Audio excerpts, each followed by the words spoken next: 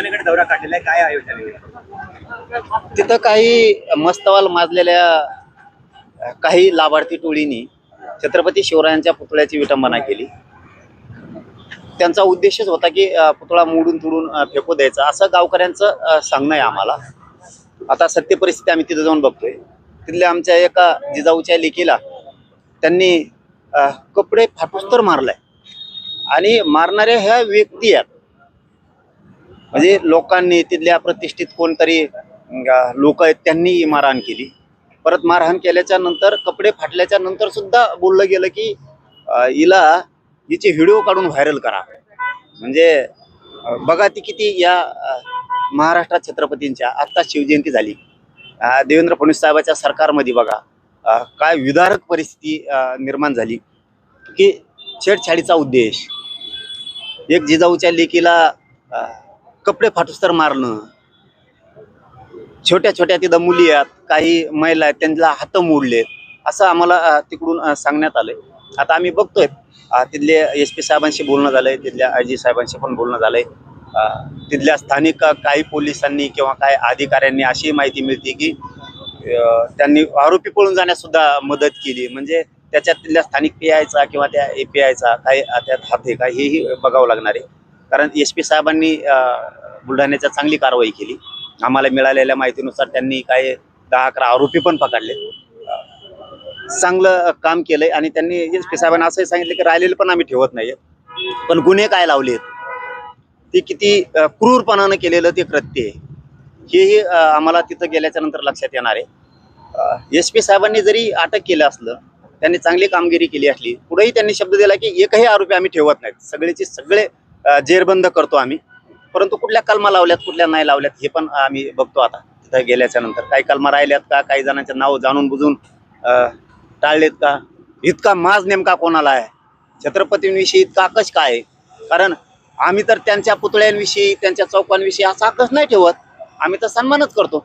पण आता ही काही एक टोळी, लाभार्थी टोळी ही माजलेली, हे कोण कोण माजलेले आहेत आम्हाला बघू द्या. कोणाला छत्रपती शिवरायांचा पुतळा उकळून फेकायचा आहे, हेही आम्हाला बघावं लागणार आहे.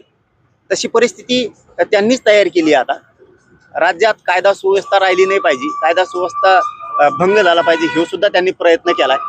दंगल कशी घडल राज्यात, जातीय तेढ निर्माण कसा होईल, हे सुद्धा त्यांनी प्रयत्न केलाय. त्याही कलमा लावल्यात का आम्हाला बघणं खूप गरजेचं आहे. तर तिथे गेल्याच्या नंतर बघूयात.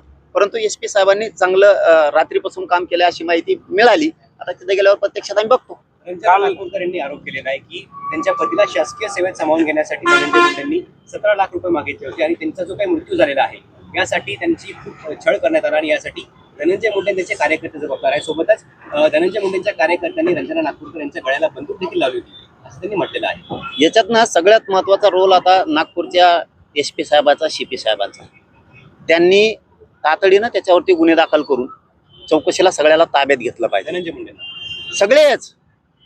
आता त्या माऊलीनी काय नाव सांगितलं हे बघा, एक विधवा माऊली आहे, तिच्याकडे लक्ष देणं देवेंद्र फडणवीस साहेबांचं काम आहे. कारण शहर त्यांचं आहे आणि त्यांच्या शहरातल्या एका महिलेवरती जर इतका अन्याय झालाय तर ती दूर करणं फडणवीस साहेबांची जबाबदारी, तिथल्या SP साहेबांच्या नागपूरच्या जबाबदारी.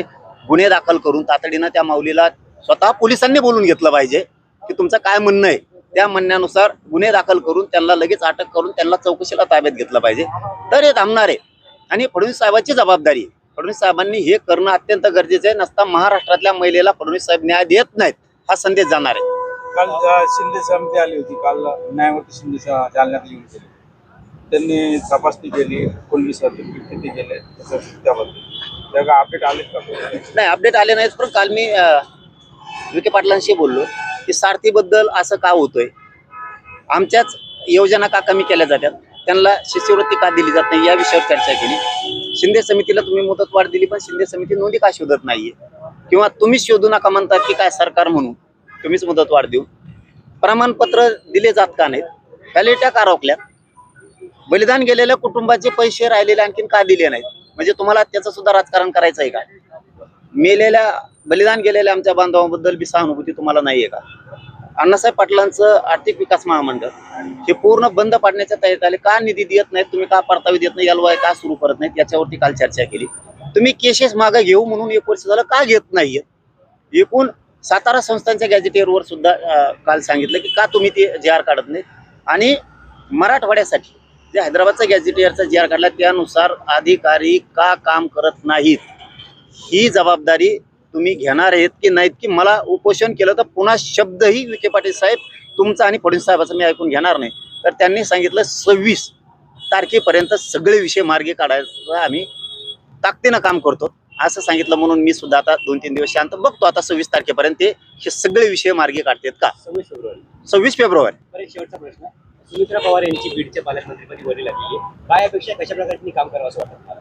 नाही, आता त्या ताई नवीन आहेत, ते प्रचंड दुःखात आहे, त्यांच्यावरती दुःखाचा डोंगर कोसळला आहे. एक चांगला काम करणारा शेवटी दादा माणूस गेला, ते पण चांगलं काम करतील, आपण कल्पनाही करणार नाही. लोकांना काय वाटतंय माहित नाही, परंतु आम्हाला तरी असं वाटतंय ते खरं व्हावं, आमची ही शंका ठरू नये. ती कल्पना सुद्धा करणार नाहीत. इतकं चांगलं आणि ताकदीनं काम त्या करू शकतील. बीडमध्येची वाढती गुन्हेगारी. बीड आणि राज्यभरासाठी पण सगळीकडे चांगलं काम करतील असं अपेक्षा आहे आणि वाटतंय पण. ते आपण कल्पनाही करणार नाहीत. आता वाटत असेल महिला आहे काय करेल व कसं होईल, दोन्हीकडचा अनुभव आहे, सासरकडचा माहेरकडचा. त्या ह्या असल्या गुंडगिरीला मध्ये मध्ये षडयंत्र असणारा पाठपुरीतील असं वाटतं, मोडून टाकतील त्यांना. चल.